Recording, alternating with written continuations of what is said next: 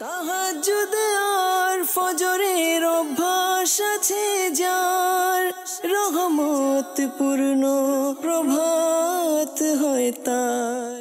আলহামদুলিল্লাহি রাব্বিল আলামিন, আসসালাতু ওয়াসসালামু আলা সাইয়্যিদিল মুরসালিন, আম্মা বা'দু, ফাউযু বিল্লাহি মিনাশ শাইতানির রাজীম, বিসমিল্লাহির রহমানির রহিম।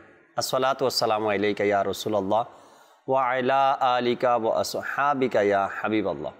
আসসালাতু ওয়াসসালামু আলাইকা ইয়া নবিয়াল্লাহ ওয়া আলা আলিকা ওয়া আসহাবিকা ইয়া নূরাল্লাহ। মাদানী চ্যানেলের দর্শক শ্রোতা, আলহামদুলিল্লাহ উপস্থিত হয়েছি রহমতপূর্ণ প্রভাত এই অনুষ্ঠানে। যে যেখান থেকে আমাদের অনুষ্ঠান দেখছেন, দূরে কিংবা কাছে, দেশে কিংবা প্রবাসে, সকল দর্শককে জানাই আন্তরিক মোবারকবাদ। আল্লাহ তাবারক ওয়া তাআলার দরবারে শুকরিয়া আদায় করি যে আল্লাহ তাবারক ওয়া তাআলা আমাদেরকে হায়াত দিয়েছেন এখন পর্যন্ত, তার কিছু ইবাদত করা, আল্লাহ তাবারক ওয়া তাআলার হুকুমগুলো পালন করার সেই ব্যবস্থা আলহামদুলিল্লাহ এখনও আমাদের জন্য রেখেছেন, বা আমরা আমল করার সেই তৌফিক পেয়েছি, আল্লাহ তাআলার দরবার থেকে দয়া হয়েছে। দর্শক, রহমতপূর্ণ প্রভাত এই অনুষ্ঠানে আমরা হামদে বারি তাআলা, নাতে রসুলে মকবুল সাল্লাল্লাহু আলাইহি সাল্লাম এবং বিভিন্ন কালামও শুনে থাকি। আর এর সাথে সাথে আলোচনা করার জন্য, নেকির দাওয়াত দেওয়ার জন্য, ইসলামের ভালো দিকগুলো, ভালো কথাগুলো, ইসলামের তথ্যগুলো আপনাদের পর্যন্ত পৌঁছানোর আমরা চেষ্টা করি বিষয়ের মাধ্যমে।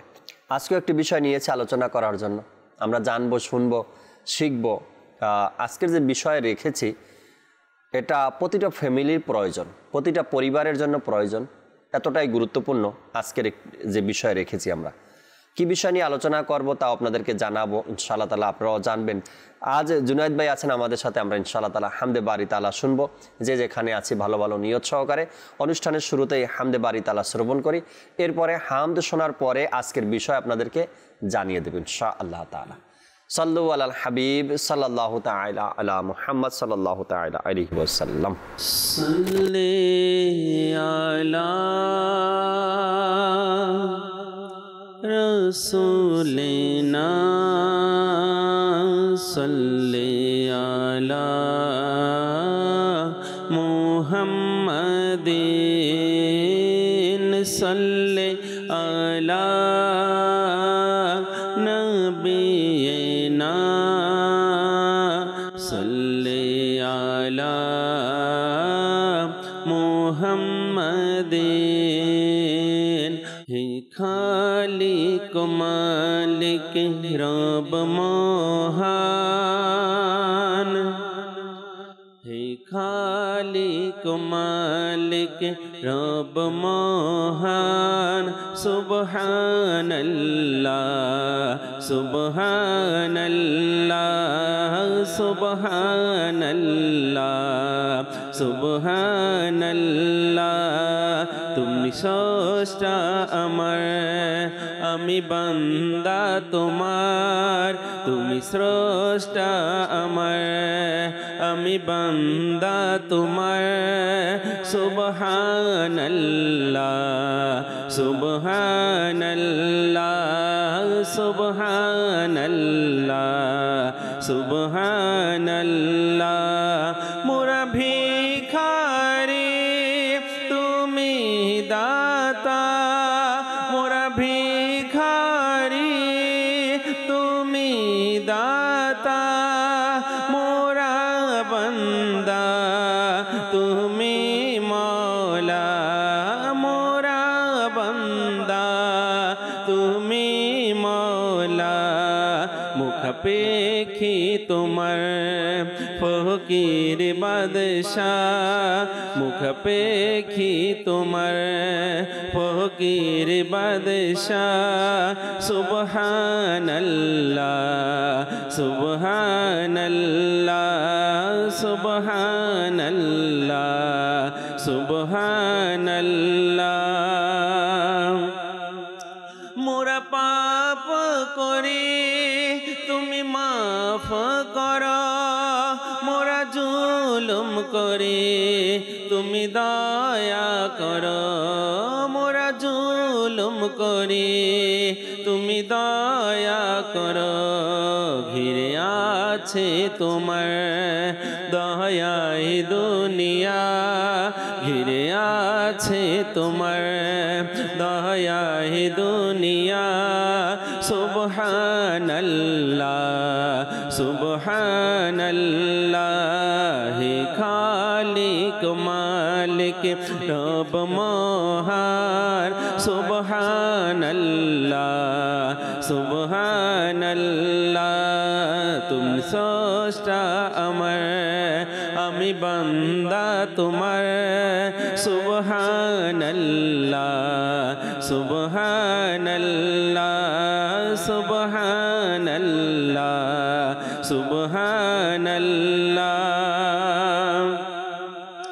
মোরা অপরাধী সাতার তুমি মোরা অপরাধী সাতার তুমি মোরা পাপী গাফার তুমি মোরা পাপী গাফার তুমি গুনাহগারের প্রতি তোমার দয়া গুনাহগারের প্রতি তোমার দয়া সুবহানাল্লাহ সুবহানাল্লাহ সুবহানাল্লাহ সুবহানাল্লাহ ইসালি কাপরাদি আজি শূন্য আমল না মানিয়ে হাজে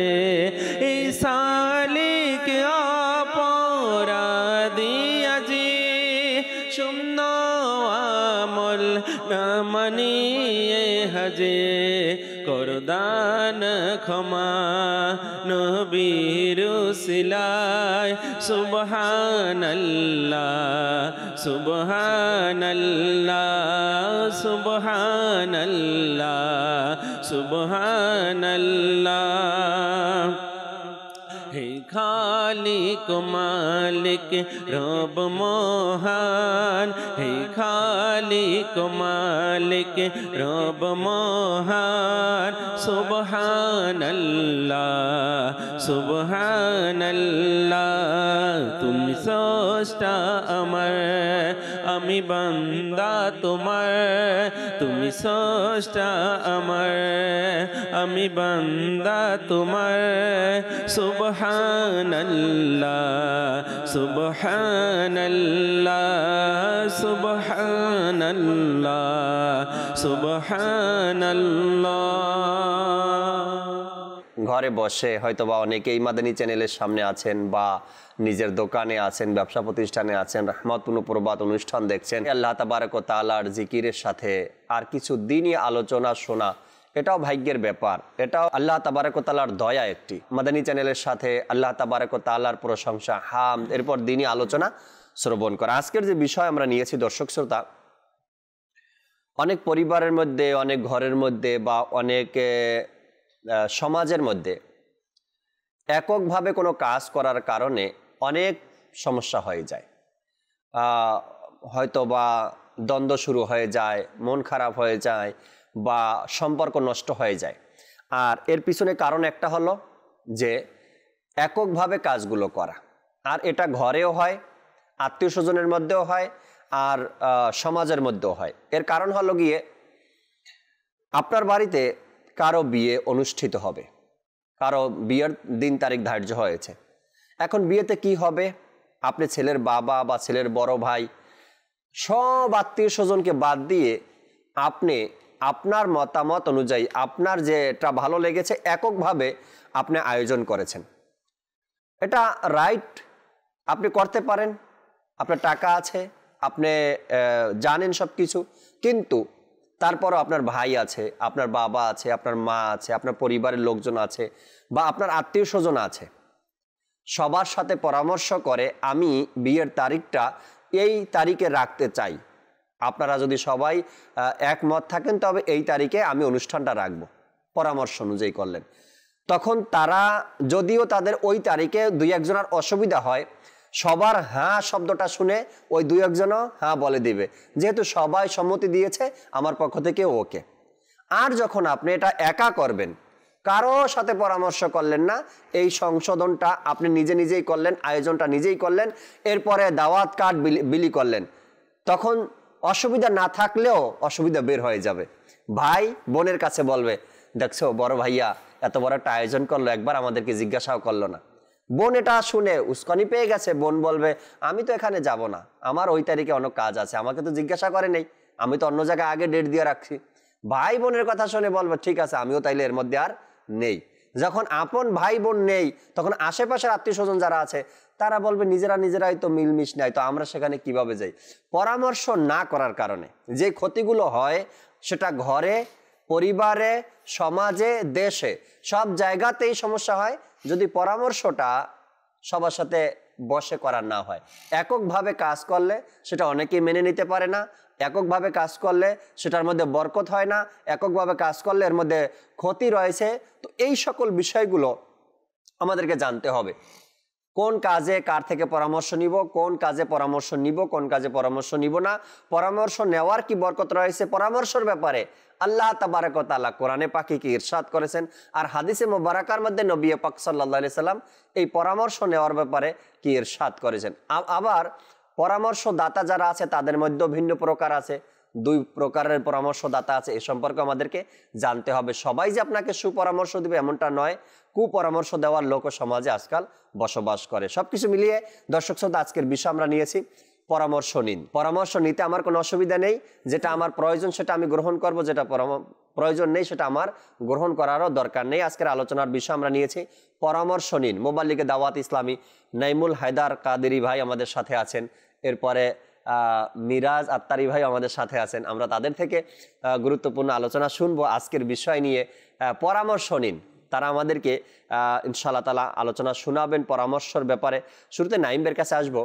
পরামর্শ খুবই গুরুত্বপূর্ণ একটি বিষয়, আর পরামর্শ না করার কারণে ঘরে, বাইরে, সমাজে, দেশে অসুবিধা। এককভাবে কোনো কাজ করতে গেলে মানুষ সেই কাজটা না বরকত হয়, না পরিপূর্ণতার সাথে হয়, না সেটা ভালো হয়। আর পরামর্শ না নেওয়ার কারণে এগুলো হয়ে থাকে। পরামর্শ নিলে এর বরকত অবশ্যই আছে। নাইম ভাই কিছু মাদানী ফুল দেন, এরপরে আমরা ইনশাআল্লাহ তাআলা নাতে রাসূল শুনবো। আল্লাহ তাআলা আমাদের উপর দয়া করেছে, আমরা মুসলমান আলহামদুলিল্লাহ। আর একজন মানুষ হিসেবে, মুসলমান হিসেবে আমাদের দৈনন্দিন জীবনের মধ্যে কেমনটা হওয়া উচিত সুন্দরভাবে পরিচালনা করার জন্য আমাদের ঘর, পরিবার, সমাজ ব্যবস্থা, রাষ্ট্র ব্যবস্থা, ওভারঅল সব কিছু জি স্বয়ং রব্বুল আলামিন এবং রব্বুল আলামিনের প্যারা মাহবুব সাল্লাল্লাহু তাআলা আলাইহি ওয়াসাল্লাম সুন্দরভাবে আমাদেরকে দিক নির্দেশনা দিয়েছেন। বলা হচ্ছে আল্লাহ সুবহানাহু ওয়া তাআলা হচ্ছেন রব, মালিক, যিনি খালিক ও মালিক। হ্যাঁ, রব্বুল আলামিনের এমন দয়া, আল্লাহ রব্বুল আলামিনের এমন ক্ষমতা। আল্লাহ রব্বুল আলামিন যদি চায়, কোন বললে হয়ে যাও, সব কিছু হয়ে যেত। এই দুনিয়া, এই পৃথিবীর সৃষ্টি করার যদি আমরা খেয়াল করি, আল্লাহ রব্বুল আলামিন কোন বললে হয়ে যাও বললে হয়ে যেত। জি, কিন্তু আল্লাহ রব্বুল আলামিন সৃষ্টি করার পূর্বে, মানুষ সৃষ্টি করার পূর্বে ফেরেশতাদের কাছ থেকে পরামর্শ চেয়েছেন এবং ফেরেশতারা পরামর্শ দিয়েছেন মানুষ হলে তারা একে অপরের মধ্যে বিশৃঙ্খলা করবে, তাদের মধ্যে কি সমস্যার সম্মুখীন হবে ইত্যাদি বিষয়টি সম্পর্কেও জানানো হয়েছিল। জি, এরপর আল্লাহ সুবহানাহু ওয়া তাআলার পক্ষ থেকে প্রতি উত্তরও দিয়েছে ফেরেশতাদেরকে যে আল্লাহ তাআলা আল্লাহর বান্দার জন্য কি কি ফয়সালা রেখেছেন, আল্লাহর বান্দাকে কত মহব্বত করে। সুবহানাল্লাহ। তো আমাদের উচিত পরামর্শ নেওয়া, আর পরামর্শের মাধ্যমে যে কাজ করা হয় সেটা সহজতর হয়, সেটা উন্নতির শিখরে গিয়ে পৌঁছাতে সক্ষম হয়। সুবহানাল্লাহ, সুবহানাল্লাহ। কারণ এককভাবে যে কাজ করা হয় সেটার মধ্যে হয়তো বিভিন্ন বাধা আসতে পারে, ঝামেলা হতে পারে। সবার পরামর্শের মধ্যে সঠিক পরামর্শদাতার সাথে যদি পরামর্শ করা হয়, জি, তখন সেই কাজ স্বতঃস্ফূর্তভাবে সবাই আনন্দ চিত্তে মহাব্বত সহকারে সবাইকে মিলে সেই কাজটা খুব দ্রুত করিয়ে নেওয়া যায়। রাইট। যেটা নিজের ফয়সালা মোতাবেক যদি কাউকে দিয়ে কাজ করাতে যায়, সেই ক্ষেত্রে সেই কাজটা তত বেশি ফলপ্রসূ হয় না। আর আমাদের উচিত আমরা যাতে একে অপর থেকে পরামর্শ নিই। তো যারা আমাদের আম্মি জান ছিলেন, আয়েশা সিদ্দিকা তৈবা তাহেরা রাদিয়াল্লাহু তাআলা আনহা সহ অন্যান্য যারা মিজান ছিলেন, অর্থাৎ আমাদের মুমিনদের মা নবী পাক সাল্লাল্লাহু তাআলা আলাইহি ওয়াসাল্লামের যারা পবিত্র বিবিগণ ছিলেন, জি, এনাদের থেকে নবী পাক সাল্লাল্লাহু আলাইহি ওয়াসাল্লাম পরামর্শ করতেন, সাথে পরামর্শ নিয়ে খুব সুন্দরভাবে কাজগুলো করতেন।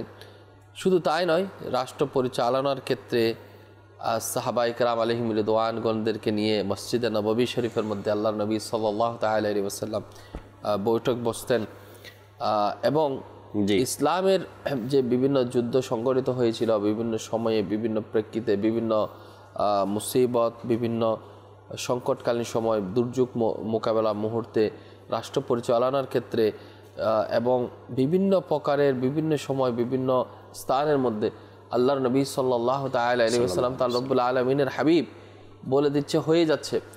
এরপরও আমাদেরকে শিক্ষা দিয়েছেন যে সাহাবায়ে কেরাম আলাইহিম রিদওয়ানগণ থেকে পরামর্শ নেওয়ার মাধ্যমে, যে মিটিং করার মাধ্যমে যেটা সুন্দরভাবে হয়, এটা আমাদের জন্য একটা শিক্ষার একটা নমুনা হয়ে যায়। সেজন্য সেই শিক্ষাটা আমাদেরকে দিয়েছে। শুধু তাই নয়, বরঞ্চ কুরআনুল কারীমের মধ্যে আল্লাহ সুবহানাহু ওয়া তাআলা সেই নির্দেশনা দিয়েছেন। যেমন সূরা আলে ইমরানের 159 নং আয়াতে আল্লাহ সুবহানাহু ওয়া তাআলা ইরশাদ ফরমান, জি, আল্লাহর দয়ায় তুমি তাদের প্রতি কোমল হৃদয় হয়েছিলে, সুবহানাল্লাহ। যদি তুমি রূঢ় ও কঠোর চিত্ত হতে, তবে তারা তোমার আশপাশ থেকে সরে পড়তো। সুতরাং তুমি তাদেরকে ক্ষমা করো, তাদের জন্য ক্ষমা প্রার্থনা করো এবং কাজ কর্মে তাদের সাথে পরামর্শ করো। আল্লাহ আল্লাহ আল্লাহ সুবহানাল্লাহ। আল্লাহ সুবহানাহু ওয়া তাআলা স্বয়ং আল্লাহর হাবিব সাল্লাল্লাহু তাআলা আলাইহি ওয়াসাল্লামের উপর আয়াত নাযিল করেছেন যে পরামর্শ নেওয়ার ক্ষেত্রে আমাদের কর্তব্যটা গুরুত্ববহ রয়েছে। তো আমাদের পারিবারিক বলেন, সামাজিক বলেন, অর্থনৈতিক বলেন, ব্যবসায়িক বলেন, বিভিন্ন কর্মকাণ্ডের মধ্যে আমরা অনেক কিছু সম্পন্ন করি, কিন্তু আফসোসের বিষয়, পরিতাপের বিষয়, আমরা পরামর্শ করি না। পরামর্শ না করার কারণে দেখা যাচ্ছে যে সমস্যার সম্মুখীন যখন হয়, আমরা পেরেশানগ্রস্ত হই, সেটা মোকাবেলা করার জন্য মানুষের যে সাপোর্ট, সে সাপোর্টটা কিন্তু আমরা পাচ্ছি না। কারণ আপনি তো নিজ দায়িত্বে নিজভাবে কাজ করতেছেন, আপনি কারো থেকে পরামর্শ গ্রহণ করেননি, সেক্ষেত্রে আপনার পাশে বা কে দাঁড়াবে? তো আমাদের উচিত, আমরা যারাই আছি আল্লাহ সুবহানাহু ওয়া তাআলার সন্তুষ্টির জন্য, এটা তো সুন্নাত রয়েছে, পরামর্শ গ্রহণ করার মধ্যে এটার মধ্যে আলাদা একটা বরকত রয়েছে, কারণ এটা সুন্নতে মুবারাকা।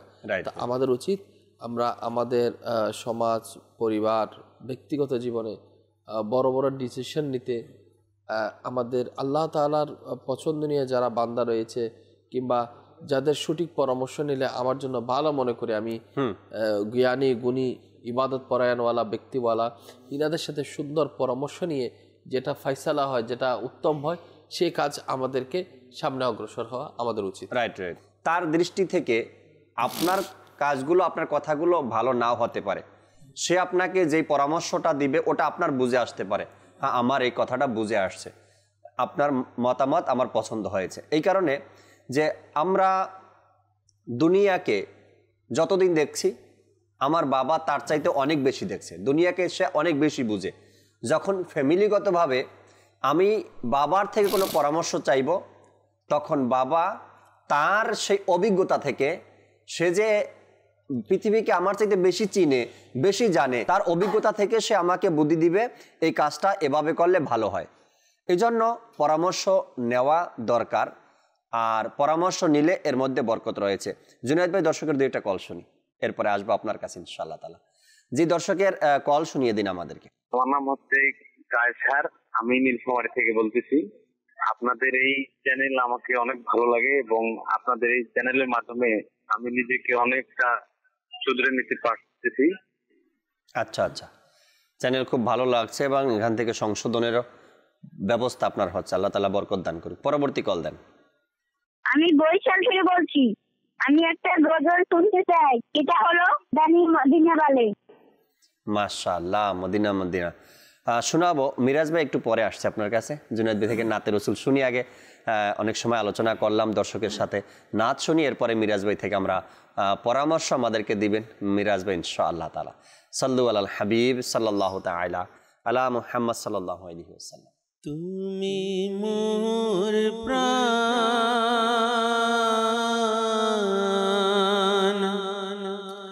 তুমি মোর প্রাণ, তুমি মোর জান, তুমি মোর প্রাণ, তুমি মোর জান, গো প্রিয়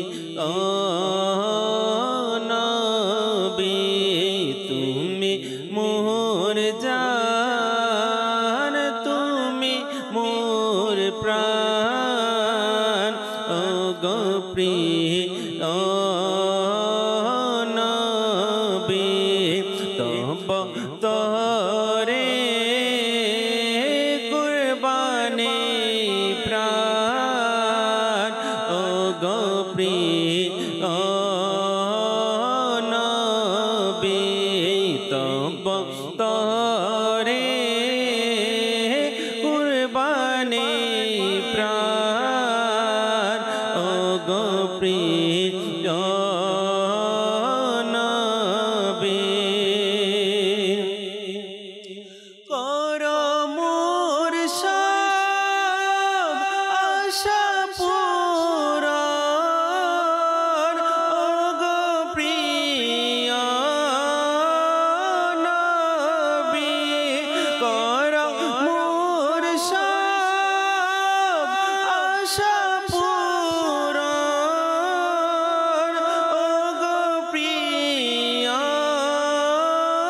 নবী, দারিদ্রতা থেকে করো তার, গো প্রিয় নবী, দারিদ্রতা থেকে করো ত্রাণ, গো প্রিয় নবী, দিয়েছ তুমি গরিব দুঃখীর ডাকে সারা, শুনো আমার তুমি আহ্বান, গো প্রিয় নবী, তুমি মোর জান, তুমি মোর প্রাণ, গো প্রিয় নবী, তব তরে কুরবানি প্রাণ, গো প্রিয় নবী, তব তরে কুরবানি প্রাণ, গো প্রিয় নবী,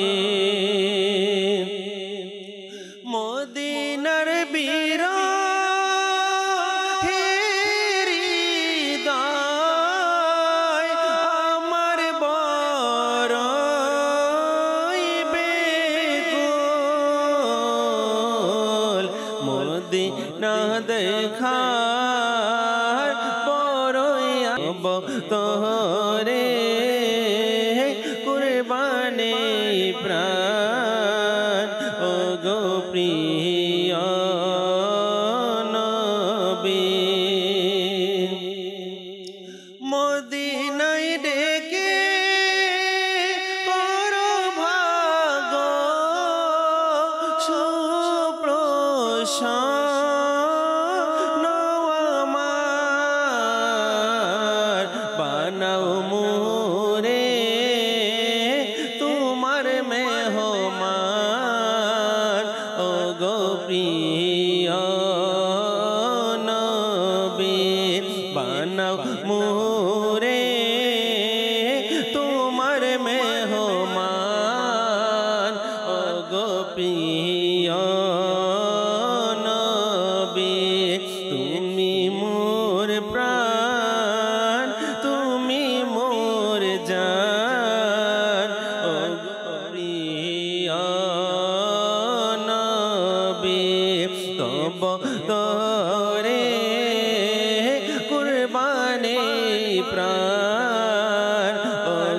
প্রিয় নবী।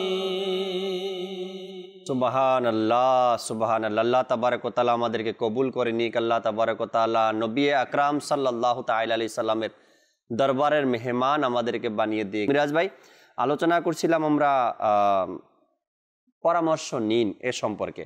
পরামর্শ নিতে গিয়ে অনেক মানুষ ধোঁকা খায়, বা পরামর্শ দিতে গিয়ে অনেক মানুষ ধোঁকা দেয়, বা পরামর্শ করতে গিয়ে মানুষ ঠকে, বা অর্থাৎ সে পরামর্শ নিতে গিয়ে ধোঁকা খেয়েছে।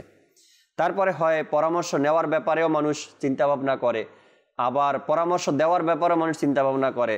পরামর্শ না নেওয়ার পক্ষে অনেক মানুষ কথা বলে, পরামর্শ না দেওয়ার পক্ষে মানুষ অনেক কথা বলে। অনেক অভিযোগ আছে, পরামর্শ দেওয়ার জন্য অভিযোগ আছে, না দেওয়ারও অভিযোগ আছে, পরামর্শ নেওয়ার অভিযোগ আছে, পরামর্শ গ্রহণ করার অভিযোগ আছে। এখন আপনি কিছু মাদানী ফুল সম্পর্কে দর্শককে। জি, আসলে আলহামদুলিল্লাহ, আজকে যে বিষয়টা খুব গুরুত্ব রাখে আমাদের মাঝে, ইমাম হাসান রাদিয়াল্লাহু তাআলা আনহু যে কেউ যদি পরামর্শ ব্যতীত অর্থাৎ কোনো কাজ করে, ওই কাজের মধ্যে তো এমনিতে বরকত হবে না। আর ইনার ফরমান হলো, যদি কেউ পরামর্শ ছাড়া আপনার কোনো কাজ করে নেয় তাহলে এই কাজের ভিতরে বরকত হবে না, আর ওই জাতি কোনো সময় উন্নতির শিখর পর্যন্ত সে পৌঁছাতে পারে পরামর্শ না করে। জাকির ভাই, এই বিষয়টা এমন একটি বিষয় যে যতজন মানুষ আজকে পৃথিবীর মধ্যে যারা ভুলের মধ্যে অর্থাৎ বড় বড় ভুল যাদের কাছ থেকে হয়েছে, তারা এই পরামর্শ না নেওয়ার কারণে হয়েছে। কারণ এটা হাদিসে পাক থেকে সাহাবায়ে কেরাম আলাইহিম রিদওয়ান প্রত্যেকটা বিষয়, আপনার যুদ্ধ হোক, আপনার দিন প্রচার করার কাজে প্রত্যেকটা বিষয়ে সাহাবায়ে কেরাম পরামর্শ করতেন। আর এই পরামর্শের ব্যাপারে যা বুখারী শরীফের এক হাদিসে পাক, যে এক সাহাবী রাসূল পরামর্শ না নেওয়ার কারণে আসলে আমাকে বুঝতে হবে যে আমি কার কাছ থেকে পরামর্শ নিব। এটা আমি মানুষ হিসাবে কার কাছে, অনেকে আবার এইভাবেও বলে যে ভাই নিজের বুদ্ধিতে ফকির হওয়া ভালো, এটা আমাদের বাংলাদেশে একটা এরকম অনেকে বলে। কিন্তু এর কারণ হলো যে আমরা যাদের কাছে যাই তাদের অর্থাৎ পরামর্শ দেওয়ার মতো যোগ্যতা তাদের কাছে নাই। পরামর্শ যে দেয় সে পরামর্শ অনুযায়ী নিজেই পরামর্শ থেকে কি সে আপনার বেখিয়াল। তো বর্ণনায় আসছে এইভাবে, এক সাহাবী রাসূল যিনি নবী করিম সাল্লাল্লাহু আলাইহি ওয়াসাল্লামের হাতে হাত রেখে, যার খুলাসা হল এমন, আল্লাহ রাসূলের হাতে হাত রেখে ইনি ইসলাম ধর্ম গ্রহণ করার পরে তো ইনি আল্লাহ রাসূল সাল্লাল্লাহু আলাইহি ওয়াসাল্লামকে এভাবে ইরশাদ করেন, ইয়া রাসূলুল্লাহ সাল্লাল্লাহু আলাইহি ওয়াসাল্লাম, আমি চাই আমার কওমের মধ্যে দ্বীনকে প্রচার করার জন্য, দ্বীনকে প্রসার করার জন্য আপনি আমাকে অনুমতি দিন। তখন আল্লাহ রাসূল সাল্লাল্লাহু আলাইহি ওয়াসাল্লাম তাকে ইরশাদ করলো, না, তুমি এই কাজগুলো পরে করো, আচ্ছা তুমি এখন এককভাবে ইবাদত করো তোমার গোত্রের মধ্যে, নিজেরটা নিজে করো। তখন সে বলতে লাগলো, ইয়া রাসূলুল্লাহ, আমার কওম আমাকে এইভাবে সম্মান করে যে আমি যখন ঘুমিয়ে থাকি ততক্ষণ পর্যন্ত আমাকে উঠায় না যতক্ষণ আমি নিজেই উঠি, অর্থাৎ আমার কওমের লোক আমাকে এত সম্মান করে আমাকে। তখন আল্লাহ রাসূল সাল্লাল্লাহু আলাইহি ওয়াসাল্লাম তার এই কথা অনুযায়ী তাকে কি করলো, তাকে অনুমতি দিয়ে দিল যে সে মানার মতো না, সে নিজ থেকে কি, যখন তার জজবার হালত এমন ছিল যে আমি দ্বীন প্রচার করব, যখন সে নিজের গোত্রে গেল, যারা তাকে মানতো তা সকলকে একত্রিত করলো, আর তাদেরকে এই আল্লাহ তাআলার দ্বীনের ব্যাপারে যে তোমরা এক আল্লাহর ইবাদত করো, এই আল্লাহ তাআলার গোলামি করো, এই দাওয়াত যখন তাদের কাছে সকলের কাছে বলল, তো তার নিজের যারা ছিল তারা সবাই তার ব্যতিক্রম হয়ে গেল, অর্থাৎ দাওয়াতও কেউ কবুলই করলো না, সবাই তার বিরোধিতা করা শুরু করলো। অতঃপর সে এমন হয়ে গেল, এর পরের দিন সে প্রকাশ্যভাবে সে আজান দেওয়ার জন্য এক টিলার উপরে দাঁড়িয়ে গেল। আর যখন সে আজান দিতে শুরু করলো, দূর থেকে এক কুফফার, এক কাফির তার গলার মধ্যে তীর মেরে দিল। ওই সাহাবী রাদিয়াল্লাহু তাআলা ওইখানে শাহাদাতের পেয়ালা পান করলো। যখন রাসূল করিম সাল্লাল্লাহু আলাইহি ওয়াসাল্লাম এর দরবারে ওই সাহাবীর শাহাদাতের সংবাদ আসলো, তখন রাসূল করিম সাল্লাল্লাহু আলাইহি ওয়াসাল্লাম ইরশাদ করলেন, তার উদাহরণ সূরা ইয়াসিনের মধ্যে এসেছে। যেভাবে হযরত ঈসা আলাইহিস সালাতু ওয়াস সালাম ইনার হাওয়ারির মধ্যে এক উম্মত, তার অর্থাৎ ঈসা আলাইহিস সালাতু ওয়াস সালাম তাকেও নেকির দাওয়াত দেওয়ার ব্যাপারে এই অনুরূপ একইভাবে ইরশাদ করলেন, কিন্তু সে নিজ একক প্রচেষ্টায়, নিজের একক চিন্তা ভাবনায় যখন দাওয়াত দেওয়ার জন্য গেল, তখন ওইখানে যারা কুফফার ছিল তাকে শহীদ করে দিল। এটা সূরা ইয়াসিনের বর্ণনা। আল্লাহ রাসূল তাকে ওই সূরা ইয়াসিনের উদাহরণ দিয়েছেন, বর্ণনা দিল। সুবহানাল্লাহ, সুবহানাল্লাহ। এখানে একটা বিষয় স্পষ্ট জাকির ভাই, এটা হলো যে আমরাও এটা থেকে শিক্ষা নিই, যখনই পরামর্শ ছাড়া যখন কেউ কাজ করে আর যদি এমন মনে হয় যে না এটা আমার কাছে, আর এটা কিন্তু জাকির ভাই একটা গুনাহের মতো, অনেকে মনে করে ভাই আমি কার কাছ থেকে পরামর্শ নিব, আমি তো আমি, এটা কিন্তু অহংকার বশত চলে অহংকার আসে। এলে খুদ পছন্দ, আমি কি কম জানি, তাইলে অনেকে আমি কম জানি, আমি তার কাছে কেন যাব সে আমার জিজ্ঞাসা সাথে করতে? কত জ্ঞান শূন্য, সে তো এই 2 দিন ধরে আসছে এখানে। তো অনেকে মনে করে সে আমার ছেলের চাইতেও ছোট, অনেক সময় তার পরামর্শ আপনার জিন্দেগির মধ্যে কামিয়াব আনতে পারে। কিন্তু আমরা অনেক সময় এরূপ হয় যে আমরা কারো পরামর্শ নিতে রাজি না, যে ভাই আপনারা সবাই চুপ থাকেন, ইনশাআল্লাহ আমি কি বলি এটা দেখেন। এরকম অনেক কিন্তু নিজের একটা আপনার আত্মপ্রশংসা, অনেকে এই চিন্তা ভাবনা যে কারো বলার দরকার না, আপনারা চুপ থাকেন আমার কথা শুনেন। আচ্ছা, এটা কিন্তু অনেকে দেখা যায়। পরামর্শ যেখানে বসে সেখানে পরামর্শ সবার অধিকার আছে, কথা বলার, সবাই ছোট বড় সবাই পরামর্শ দিবে। এখন 10 জনের যেটা পছন্দ হয় সেটাই গ্রহণযোগ্য হবে। ইসলামের মধ্যে জি পুরোচারী এবং দাম্ভিকতার কোনো স্থান নেই, সে ব্যাপারে কিন্তু হুঁশিয়ারি করে দেওয়া হয়েছে। স্বয়ং রব্বুল আলমিনের পেয়ারা মাহবুব দানে গুয়ুব, অদৃশ্যের সংবাদদাতা নবী আমাদেরকে যে সুন্দর দিক নির্দেশনা দিয়েছেন হুজুর পাক সাল্লাল্লাহু আলাইহি ওয়াসাল্লাম, যে আমরা যারা নবী পাক সাল্লাল্লাহু আলাইহি ওয়াসাল্লামের উম্মত রয়েছে, আমাদেরকে জানিয়ে দেওয়া হয়েছে যে পরামর্শের সাথে যাতে আমরা কাজ করি। জি, হাদিস পাকের খোলাসা হচ্ছে যদি পরামর্শের সাথে কাজ করো তোমাদের লজ্জিত হতে হবে না এবং তোমরা নিরাপদের মধ্যে থাকবে। সুবহানাল্লাহ। তো আল্লাহ তাআলার পেয়ারা মাহবুব সাল্লাল্লাহু আলাইহি ওয়াসাল্লাম স্বয়ং বলে দিয়েছেন যে লজ্জিত হতে হবে না, পরামর্শের সাথে কাজ করলে আমাদের লজ্জিত হতে হবে না, আমরা নিরাপদের মধ্যে থাকব। তো আমরা কেন করব না? এখানে বুঝতে হবে যে বিষয়টা মিরাজ ভাই বলেছে যে আত্ম অহংকার যাদের মধ্যে থাকে, জি, কারোর সাথে পরামর্শ না করে কাজ করাটা বোঝায় মূলত অহংকার ভিত্তিক কাজ। অহংকার, আমি তো কারো থেকে ছোট না, কিন্তু আল্লাহ তাআলা সমাজের প্রত্যেকটা শ্রেণীর লোকের এক একজনকে, কাউকে ধনী, কাউকে গরিব, কাউকে উচ্চ বিলাস জীবনের সুযোগ করে দিয়েছে, জি জি, অনেকের কষ্টের জিন্দেগি। সমাজের প্রত্যেকটা শ্রেণীর লোকই কিন্তু মূল্যবান হতে পারে যদি আল্লাহওয়ালা হয়, পরেশগার হয়, ভালো ব্যক্তি হয়, কারো একটা সুপরামর্শের মাধ্যমে মানুষের জীবন পাল্টে যেতে পারে এবং সে উন্নতির চরম উচ্চ পর্যায়ে শিখরে পৌঁছাতে পারে। তো প্রথমে বুঝতে হবে অহংকার আমার মধ্যে আছে কিনা। যদি অহংকার যদি না থাকে সেটা কিভাবে বুঝবো? যদি আমি কারো থেকে পরামর্শ গ্রহণ করি আমার কাজের মধ্যে, যদিও ফাইসাল আমি দিতে পারি, এরপরে সবার থেকে পরামর্শ নেওয়ার কারণে সমাজের মধ্যে যে একে অপরের মধ্যে ভ্রাতৃত্বের বন্ধন, জি, ঐক্যের বন্ধন, সেটা সৃষ্টি হয় পরামর্শ নেওয়ার ক্ষেত্রে। জি, সে এত বড় একজন পোস্টের সমাসীন হওয়ার পরেও, সমাজপতি হওয়ার পরেও, মসজিদের সভাপতি হওয়ার পরেও আমাদের থেকে পরামর্শ নিয়ে কাজটা করেছে, তো লজ্জিত হতে হবে না। অনেক সময় দেখা যায় সবার থেকে পরামর্শ নেওয়ার পরেও যে যদি কাজটার মধ্যে সাকসেস না হয়, সবাই সেটাকে ইজিভাবে মেনে নেয়। আমরা সবাই মিলে তো সিদ্ধান্ত নিয়েছিলাম, যাক হয় নাই, কি আর করা, সামনে হবে, ব্যর্থতা সবার, সেটা ইজিভাবে নিয়ে নেয়। আর যখন দেখা যায় সেটা যে আল্লাহ নবী সাল্লাল্লাহু আলাইহি ওয়াসাল্লাম হাদিসে পাকের কিন্তু মোটামুটি জিনিসটা কিন্তু প্রতিমান হয়ে যায়, জি, যে তোমাদের লজ্জিত হতে হবে না, আসলে লজ্জিত হতে হয় না। আর তার কারণে আমাদের মান সম্মান সম্পদ সবকিছুর একটা নিরাপত্তার মধ্যে থাকে। আর যদি না হয় অহংকার বশীভূত হয়ে যায়। স্বয়ং রব্বুল আলামিন কিন্তু কোরআনে পাকের মধ্যে আরো ইরশাদ করান যে সূরা আশ-শুরার 38 নং আয়াত আল্লাহ সুবহানাহু ওয়া তাআলা ইরশাদ ফরমান, এবং তারা তাদের প্রতিপালকের আহ্বানে সাড়া দেয়, নামাজ প্রতিষ্ঠা করে, পরস্পরের সঙ্গে পরামর্শের মাধ্যমে নিজেদের কাজ সম্পন্ন করে, সুবহানাল্লাহ, নিজেদের কাজ সম্পাদন করে। জি জি, এই আয়াত থেকে বোঝা যায় যারা মুমিন ব্যক্তিদের জন্য বিশেষ করে এদের একটি বৈশিষ্ট্য হলো, একটি গুণ হলো, তারা কাজ করার পূর্বে পরামর্শ গ্রহণ করে, সুবহানাল্লাহ, একে অপরের সাথে ডিসকাস করে, আলোচনা করে। এই আয়াতের উপর ইসলামের মধ্যে পরামর্শ নেওয়ার ক্ষেত্রে জোর দেওয়া হয়েছে যাতে মানুষের মধ্যে আত্মকেন্দ্রিক হয়ে না থাকে, যার মাধ্যমে স্বৈরাচারী মনোভাব থেকে মানুষ বেরিয়ে এসে ভ্রাতৃত্বের বন্ধনে, ঐক্যের বন্ধনে মানুষ সুন্দরভাবে একে অপরের সাথে মোহাব্বত ভালোবাসার বন্ধনে আবদ্ধ হয়ে দ্বীন ইসলামকে সুন্দরভাবে পরিচালনা করতে পারে। সেটা আমাদের পারিবারিক, আমাদের প্রত্যেকটা সেক্টরের মধ্যে আলহামদুলিল্লাহ আমাদের জন্য সহজতর হয়, কাজ করাটা আসানি হয়। Right right. তবে একটা খেয়াল করতে হবে, এই পরামর্শটা আবার যার তার থেকে নেওয়া যাবে না। প্রত্যেকটা ব্যক্তি থেকে পরামর্শ নেওয়ার অনুমতি নেই।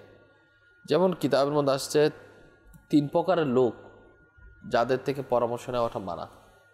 এদের মধ্যে কারা রয়েছে? এদের মধ্যে ওই সমস্ত ব্যক্তি রয়েছে যারা ভীতু, যারা লোভী, যারা কৃপণ। ভীত লোক থেকে আমরা কেন পরামর্শ গ্রহণ করব না? ভীত ব্যক্তি কি ক্ষতি করতে পারে? যার মন মানসিকতা সবসময় ভীত প্রকৃতির হয়, তার থেকে পরামর্শ নেওয়ার কারণে সে আমার কাজটা সফলতা আসবে না। সবাই যে কাজটা উৎসাহ উদ্যম নিয়ে সাহসের সাথে আগায় যাচ্ছে, দেখা যাচ্ছে ভীত ব্যক্তি থেকে পরামর্শ নেওয়ার কারণে সে সবসময় কাজটা পিছাই দিবে। পরামর্শ তো ওইটাই দিবে, সে ভয়ে দিবে, না কি হয়ে যায়, না কি সমস্যা হতে পারে, ডাক না করলে তো হয়। তো ভীত ব্যক্তি থেকে পরামর্শ নিলে সমস্যা। এরপর আসুন লোভী ব্যক্তি। লোভী ব্যক্তি সর্বদা নিজের হিসাবটাই খেয়াল করবে, নিজের ভালোটাই খেয়াল করবে, অপরের উন্নতি সে কখনো খেয়াল করবে না। রাইট। যার কারণে সে সর্বদা হিংসার মধ্যে পতিত হবে। পরামর্শটা দিলে তো সুন্দরই ভালো, কিন্তু দেখা যাচ্ছে সে তো লোভী, সে তার জন্য সেটা তার পক্ষে তো নাই, তো তার থেকে সে একটু চুপ থাকে, কিংবা সে সঠিক পরামর্শ দেয় না, বরঞ্চ সবার জন্য ক্ষতিকারক হয়ে যায়। সেজন্য যাদের মধ্যে দুনিয়ার লোভ লালসা, একেবারে শুধু লোভ লোভ লোভ, টাকা ধন সম্পদ, খাই অবস্থা, মানে সব সময় এই একটা চিন্তাধারা মাথার মধ্যে কাজ করে, তাদের থেকে পরামর্শ নিলেও কিন্তু ক্ষতিগ্রস্ত ক্ষতি। আরটা হচ্ছে কৃপণ। কৃপণ তো কৃপণই হয়। আর দ্বীন ইসলামের মধ্যে কৃপণ ব্যক্তিদের ব্যাপারে বলা হয়েছে, কৃপণ ব্যক্তিদেরকে কিন্তু আপনার কেউ পছন্দ করে না। কৃপণ ব্যক্তি তাও সে চাইবে না কাজগুলো সুন্দরভাবে যথাযথভাবে হোক। তার কৃপণ মন মানসিকতার কারণে দেখা যাচ্ছে সে সঠিক পরামর্শ দিবে না। সেজন্য আবার একটা দেখতে হবে, লোভী, কৃপণ এবং ভীতু এই সমস্ত কারাই হয়ে থাকে যাদের মধ্যে আল্লাহ রসুল সাল্লাল্লাহু তাআলা আলাইহি ওয়াসাল্লামের মোহাব্বত ভালোবাসা একটু কম হয়, কিংবা যাদের মধ্যে দুনিয়ার মন মানসিকতা বেশি, তাদের ক্ষেত্রে কিন্তু এই সমস্ত ঘটনাগুলো বেশি ঘটে। তো আমাদের দেখতে হবে কার মধ্যে আল্লাহ রসুল সাল্লাল্লাহু আলাইহি ওয়াসাল্লামের মোহাব্বত ভালোবাসা আছে। তো পরামর্শ নেওয়ার ক্ষেত্রে যদি পরামর্শদাতায় যদি গরমিল হয়ে পড়ে, পরামর্শদাতায় যদি সঠিক মন মানসিকতার না হয়, সেই ক্ষেত্রে সে কি পরামর্শ দিবে, বরঞ্চ সেটা আমাদের সবার ক্ষতি করবে। আর কিছু সামাজিক পরামর্শ রয়েছে, যে সমস্ত সামাজিক পরিবেশের মধ্যে সবারটা শুনতে হয়, সবারটা শোনার পর যারা জ্ঞানী গুণী আল্লাহওয়ালা তাদেরটার মধ্যে রায় দিতে হয়, এবং সবাইকে সেটা গ্রহণ করতে হয়। এইভাবে যদি আমরা চলি, তো ইনশাআল্লাহ তাআলা আমাদের দুনিয়ার মধ্যে কোথাও লজ্জিত হতে হবে না। আর যে এখন বর্তমানে যে অহংকারিতা, অহমিকা, সব কিছু ইনশাআল্লাহ আস্তে আস্তে বিলীন হবে। ভাতৃত্বের বন্ধনগুলো, ভালোবাসা, পারস্পরিক, সেটা বৃদ্ধি পাবে যদি আমরা পরামর্শের সাথে কাজ করি। সুবহানাল্লাহ। দর্শক শ্রোতাকে বলবো, আজ আমাদের মাঝে যে এত সুন্দর ইসলাম, যা আমরা বলতে গেলে ঘরে বসে পেয়েছি, এত সুন্দর ইসলাম, যার প্রশংসা দিন রাত 24 ঘন্টা যদি কেউ করে তারপরেও শেষ করতে পারবে না। ইসলামের এত সুন্দর প্রশংসা রয়েছে, আর এই এত সুন্দর ইসলাম আমাদের পর্যন্ত পৌঁছিয়েছে পরামর্শদাতাদের সুন্দর পরামর্শের মাধ্যমে। যখন সোনালী যুগে এই দিনের প্রচার হয়েছে, তাদের পরামর্শ অনুযায়ী সোনালী যুগে যারা দিন প্রচার করেছেন, তাদের কারণে আজ আমরা ঘরে বসে এত সুন্দর ইসলাম পেয়েছি, আলহামদুলিল্লাহ। আমরা পরামর্শ নিতে এমন ব্যক্তিদের কাছে যাই বা এমন ব্যক্তিদের কাছে পরামর্শ চাই, নিজেকে একবার প্রশ্ন করি, আমি যার কাছে পরামর্শ চাইলাম সে কি এই ব্যাপারে পরামর্শ দেওয়ার উপযুক্ত কিনা। উদাহরণস্বরূপ আমি বলতে চাই, কোনো এক ব্যক্তি বিবাহ করছে, বিবাহ করার পরে আল্লাহ তাআলা সকল ফ্যামিলিতে শান্তি দান করুক। এরপরে বিয়ের করার পরে পারিবারিক ঝামেলা তার দিন দিন বাড়তেছে, দিন দিন বাড়া শুরু করছে। এখন এই পারিবারিক ঝামেলা যেটা আছে, জুনায়েদ ভাই, মিরাজ ভাই, এই পারিবারিক ঝামেলা থেকে বাঁচার জন্য সে পরামর্শ যদি চায় একজন অবিবাহিত লোকের কাছে, হ্যাঁ, বলে ভাই আমার পারিবারিক এই ঝামেলা, আমার স্ত্রী আমার মায়ের কথা শুনে না, মা স্ত্রীর কথা শুনে না, তো এর পরামর্শ কি? আপনার পরামর্শ নিতে হবে বিজ্ঞ ব্যক্তির থেকে, যার অভিজ্ঞতা আছে, যে আপনার চাইতে সিনিয়র, এই ব্যাপারে যে পারদর্শী, ঘর সংসার করতে করতে একটা যুগ তার পার হয়ে গিয়েছে। ওই ব্যক্তির কাছে যখন আপনি এই ব্যাপারে পরামর্শ চাইবেন, আশা রাখি সে কিছু না কিছু ভালো পরামর্শ আপনাকে দিতে পারবে। এখন যদি আপনি এমন একটা পরামর্শ এমন ব্যক্তির কাছে চাইলেন, তার অভিজ্ঞতাই নেই, তো সে কি পরামর্শ আপনাকে দিবে? তো এই কারণে বলি, পরামর্শ চাওয়ার জন্য ব্যক্তি আপনাকে চয়েস করতে হবে, কার থেকে আমি ভালো পরামর্শ পেতে পারি। আর যদি পছন্দই করে নেন, আপনি চয়েস করে নেন এমন ব্যক্তি যার এর কোনো অভিজ্ঞতা নেই, তো আপনার পরামর্শটাও এমনই হতে পারে। আল্লাহ তাআলা বোঝার তৌফিক দিক। দুই একটা কল শুনবো দর্শকের। আসবো মিরাজ ভাই আপনার কাছে, শুনে নেই আগে। জি, দর্শকের কল শুনিয়ে দিন। আমি মোহাম্মদ নুরুল ইসলাম, আমি পঞ্চগড় থেকে বলতেছি। আমি আজকের অনুষ্ঠান দেখছি, মাশাআল্লাহ অনেক ভালো লাগছে। অনেক সুন্দর সুন্দর বিষয় নেওয়া হয়, এই বিষয়গুলো থেকে অনেক কিছু শিখতে পারি। ধন্যবাদ মাদানী চ্যানেল এমন একটা অনুষ্ঠান তহফা দেওয়ার জন্য। আপনারা আমার জন্য দোয়া করবেন। আপনাকে ধন্যবাদ সাথে থাকার জন্য। নুরুল ইসলাম ভাই পঞ্চগড় থেকে আমাদের সাথে আছেন, শুকরিয়া জানাই। পরবর্তী কল দেন। আমার নাম মোহাম্মদ আজম ইসলাম, আমি নারায়ণগঞ্জ থেকে বললাম। আমি একটি গল্প হলো আহমদিয়া কাব্যের যেমন কায়নাদিয়া। মাশাআল্লাহ মাশাআল্লাহ, শোনাবো না। আমাদের সাথে আছেন জুনায়েদ ভাই, শোনাবে আমাদেরকে ইনশাআল্লাহ। পরবর্তী কল দেন। সাগিয়াতার মোহাম্মদ আরিফাত তারি বিবারিয়া। মাশাআল্লাহ, মাদানী চ্যানেলের অনুষ্ঠান রহমতপূর্ণ প্রবাদ, এর মধ্যে মুবাল্লিগে দাওয়াত ইসলামীরা মাদানী ফুল দিচ্ছে। সবাই কেমন আছেন? আশা করি আল্লাহ তাআলার রহমতে ভালো আছেন। মাশাআল্লাহ, মাদানী চ্যানেল খুব সুন্দর একটি চ্যানেল। এই চ্যানেল মানুষকে গুনাহ থেকে বাঁচায়, সর্বদা নেকির কাজে নিয়োজিত রাখে। একজন বান্দা যদিও চাই খারাপ কাজে লেগে থাকতে, কিন্তু মাদানী চ্যানেল যখনই তার সামনে চলে আসে, সে চেষ্টা করে যে আল্লাহ তাআলার ভয় তার মধ্যে নিয়ে আসা, এমন নেক আমল করা। তো মাদানী চ্যানেল এভাবে মানুষদেরকে গুনাহ থেকে বাঁচাচ্ছে, খুব সুন্দর একটি বিষয়। আজকের এই মাদানী চ্যানেল থেকে আমি একটি নাত রাসূল সাল্লাল্লাহু আলাইহি ওয়াসাল্লাম শুনতে চাই, যে নাতটি হচ্ছে, জীবনে হবে কি তোমার দিদার ইয়া রাসূলুল্লাহ, সেই আশায় রয়েছে আমি গুনাহগার ইয়া রাসূলুল্লাহ সাল্লাল্লাহু আলাইহি ওয়াসাল্লাম। দোয়া করবেন। আসসালামু আলাইকুম ওয়া রাহমাতুল্লাহি ওয়া বারাকাতুহু। ওয়ালাইকুম আসসালাম ওয়া রাহমাতুল্লাহি ওয়া বারাকাতুহু। আরিফ ভাই শুকরিয়া, ধন্যবাদ সাথে থাকার জন্য বিবারিয়া থেকে। আল্লাহ তাবারক ওয়া তাআলার দয়া যে মাদানী চ্যানেল আলহামদুলিল্লাহ ভালো, আর আপনিও খুব ভালো কথাই বলেছেন। মাদানী চ্যানেলের মাধ্যমে অনেক কিছু শেখা যায়, আল্লাহ তাআলা কবুল করেনি। আরেকটি কল দেন আমাদেরকে। আমি বগুড়া থেকে বলছিলাম। আজকের অনুষ্ঠানটি খুব সুন্দর লাগছে, খুব সুন্দর একটি বিষয় নেওয়া হয়েছে। আপনাদেরকে ধন্যবাদ আমাদেরকে অনুষ্ঠান করার জন্য। আমাদের জন্য দোয়া করবেন। আল্লাহ ভালো রাখুক আপনাকে, আপনার পরিবার পরিজনে যারা আছে সবাইকে আল্লাহ তাআলা ভালো রাখুক, আল্লাহ তাআলা সুস্থ রাখুক। আমরা দু একটা কথা শুনি মিরাজ ভাই থেকে, পরামর্শ নিয়ে কিছু বলতে চেয়েছেন, এরপরে জুনায়েদ ভাইয়ের কাছে আসবেন ইনশাআল্লাহ তাআলা। জি মিরাজ ভাই। আসলে একটা বিষয় জাকির ভাই, যে সাহাবা ইকরাম আলাইহিম রিদওয়ান, যে আমরা বিষয়টা আপনি যে বললেন যে আমরা কার কাছ থেকে পরামর্শ নিব, এটা যদি আমরা আল্লাহ ওয়ালা যারা সাহাবা ইকরাম ওই সোনালী যুগের ভিতরে যদি আমরা চলে যাই, তাদের জীবনীটা এমন ছিল।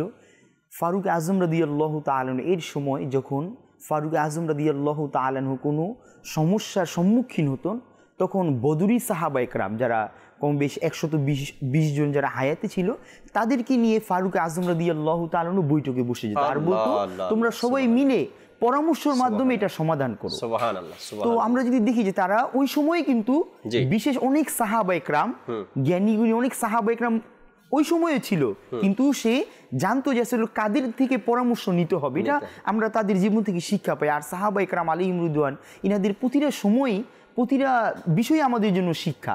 কেন মুআজ বিন জাবাল রাদিয়াল্লাহু তাআলা আনহু ইনি বর্ণনা করে যে একবার আপনার যখন সিরিয়া আপনার বিজয় হয়, তখন ওইখানে যিনি গভর্নর যিনি ছিল, তো ওইখান থেকে কেউ একজন চিঠি পাঠালো যে হে ফারুক আজম রাদিয়াল্লাহু তাআলা আনহু, আপনি এমন একজনকে আমাদের নিকট প্রেরণ করুন যে এইখানের মানুষগুলো দিন শিখার জন্য অনেক আগ্রহী, কোরআন শিখার জন্য, আল্লাহ রসুলের সুন্নত শিখার জন্য অনেক আগ্রহী।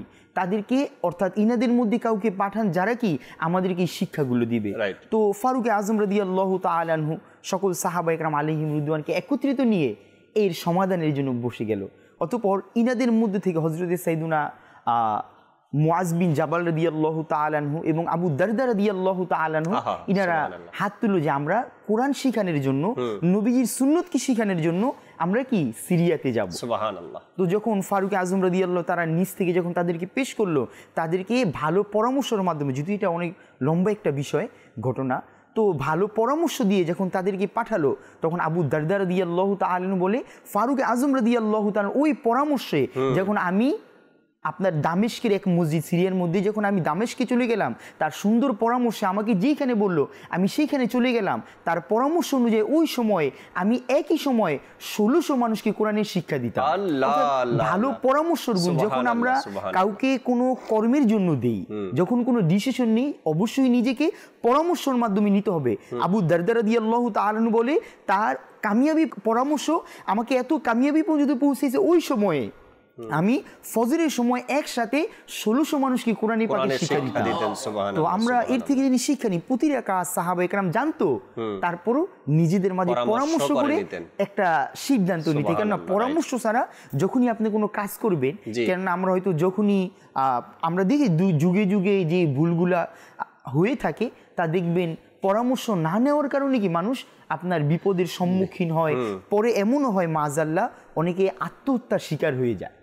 দেখবেন ফ্যামিলির মধ্যে থেকে যখন এই বিষয়গুলো না দেখে নিজেই একা একা এই বিষয়গুলো নিয়ে ভুগতে থাকে, আর এক সময় তাকে মৃত্যুর দরজা পর্যন্ত পৌঁছিয়ে দেয় পরামর্শ না নেওয়া। না, কারণ অনেক ক্ষতি রয়েছে এর মধ্যে, পরামর্শ না নেওয়ার ব্যাপারে অনেক ক্ষতি রয়েছে। আর পরামর্শ না নিতে গিয়ে অনেক ক্ষতির সম্মুখীন আমরা নাতে রসুল শুনি। জুনায়েদ ভাই থেকে কিছু কল আসছিল, এরপরে আবারও আমরা আলোচনা করবো আজকের যে বিষয় নিয়েছি পরামর্শের ব্যাপারে। ইনশাআল্লাহ তাআলা অনেক কথা বাকি রয়ে গেছে। জি জুনায়েদ ভাই, কালাম শুনিয়ে দেন আমাদেরকে কিছু। कर लगिया कंदोरे मन कर लगिया बंध, कर लगिया कंदोरे मन कर लगिया बंध, केउ तो तुम्हार अपन हबे ना ना ना, जे जन हबे अपना সেই তো মদিনা মদিনা, যে জন হবে अपना সেই তো মদিনা। कर लगिया कंदोरे मन कर लगिया बंध, कर लगिया कंदोरे मन कर लगिया बंध, क्यों तो तुम्हारा अपन हबे ना ना ना, जे जन हबे अपना সেই তো মদিনা মদিনা, যে জন হবে अपना সেই তো মদিনা। এই দুনিয়ার আপন জনা আজকে আছে কালকে নাই, এই দুনিয়ার আপন জনা আজকে আছে কালকে নাই। দয়াল হে নবী মায়ার হে নবী আপন সদায় আপন সদায়, এ মোহন আপন নবী, এ মোহন আপন নবী, এ মোহন আপন নবী, যার নাই উপমা, যে জন হবে আপনা সেই তো মদিনা। বলো না যে জন হবে আপনা সেই তো মদিনা। कर लगिया कंदोरे मन कर लगिया बंध, क्यों तो तुम्हारा अपन हबे ना ना ना, जे जन हबे अपना সেই তো মদিনা। নিজের জন্য দয়াল নবী একটু কাঁদে নাই, নিজের জন্য দয়াল নবী একটু কাঁদে নাই। সারা জীবন কেঁদেছিলেন উম্মতের মায়ায় উম্মতের মায়ায়, এখনো আছেন তিনি এখনো আছেন তিনি সোনার মদিনায়। যে জন হবে আপনা সেই তো মদিনা মদিনা, যে জন হবে আপনা সেই তো মদিনা। कर लगिया कंदोरे मन कर लगिया बंध, कर लगिया कंदोरे मन कर लगिया बंध, क्यों तो तुम्हारा अपन हबे ना ना ना, যে জন হবে আপনা সেই তো মদিনা মদিনা, যে জন হবে আপনা সেই তো মদিনা। জীবনে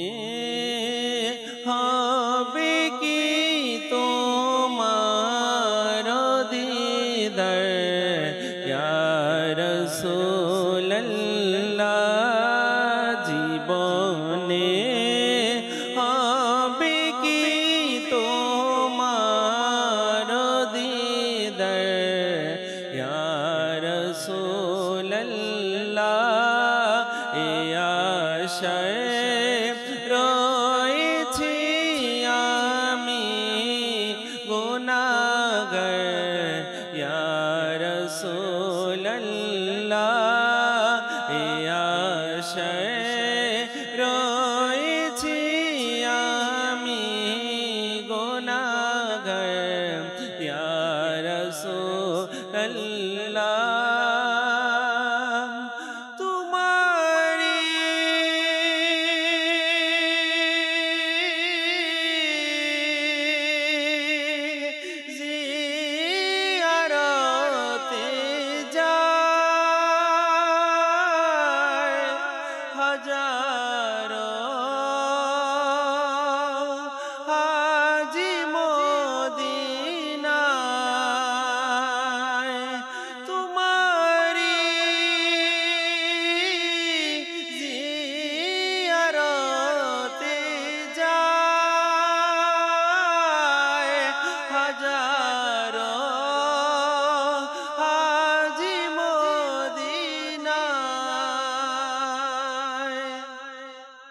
তুমি হও এই গোলামদের মদদগার ইয়া রাসূলুল্লাহ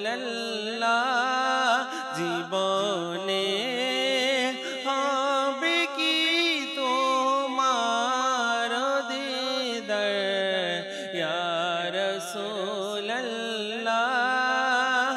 ইয়া